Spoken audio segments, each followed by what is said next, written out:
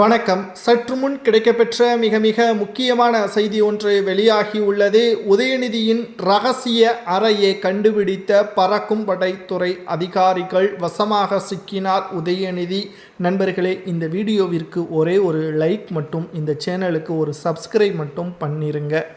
இன்று தேர்தல் ஆணைய விதிமுறைகளை மீறி உதயநிதி அவர்கள் செயல்பட்டதாகவும் ஓட்டிற்கு பணப்பட்டுவாடாவை திமுகவின் மிக முக்கியமான எம்பிக்கள் ஜெகத் ரட்சகன் போன்ற மதுபான ஆலைகளில் கூடுதல் மதுபானங்களை அதிக விலையில் விற்று சுமார் 50 லட்சத்திற்கு மேற்பட்ட பணங்களை உதயநிதியின் ரகசிய அறைக்கு கொண்டு செல்லும் பொழுது கையும் களுவுமாக பறக்கும்படை அதிகாரிகள் பறிமுதல் செய்துள்ளனர்.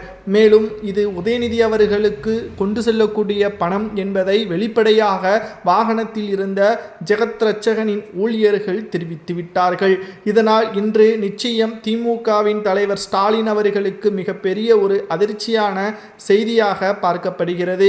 இன்றுதான் திமுகவின் வேட்பாளர்கள் பட்டியல் வெளியிடப்பட்டுள்ளது. அதில் சேப்பாக்கம் தொகுதியில் மீண்டும் உதயநிதி அவர்கள் போட்டியிடுகிறார். இந்த தேர்தலில் எப்படியும் சேப்பாக்கம் தொகுதியில் உதயநிதி படுதோல்வியை தழுவார். ஓட்டிற்கு கடந்த முறையை விட அதிக அளவு பணத்தை கொடுக்க வேண்டும். காரணம், இருமுனை போட்டி கிடையாது, 5 முனை போட்டி என்ற காரணத்தினாலும் பணப்பட்டுவாடாவை அதிக அளவில் முதலில் உதயநிதி பக்கம் இருந்தே தொடங்குவதற்கு திமுக முடிவுகளை மேற்கொண்டது.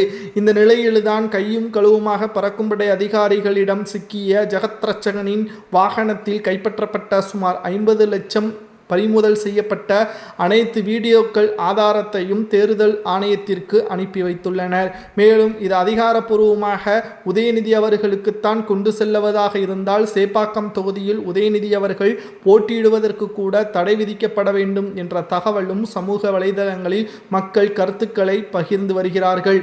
திராவிட முன்னேற்ற கழகத்தின் ஆட்சியில் நன்மை செய்திருந்தால், சொன்ன திட்டங்களை நிறைவேற்றியிருந்தால் மக்களே மீண்டும் ஸ்டாலினை முதல்வராக்கியிருப்பார்கள். உதயநிதியை அந்த தொகுதியில் மீண்டும் வெற்றியடைய வைத்திருப்பார்கள்.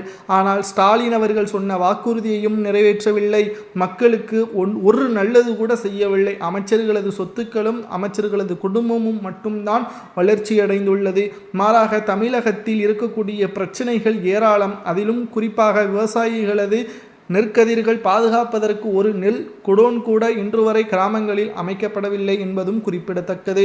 சுமார் 50 லட்சம் ரூபாய் பறிமுதல் செய்யப்பட்டிருப்பதால் உதயநிதியின் ரகசிய அறை எங்கே இருக்கிறது என்பதை பறக்கும்படை அதிகாரிகள் கண்டுபிடிக்க உள்ளதாகவும் தகவல்கள் கிடைக்கப்பெற்றுள்ளது.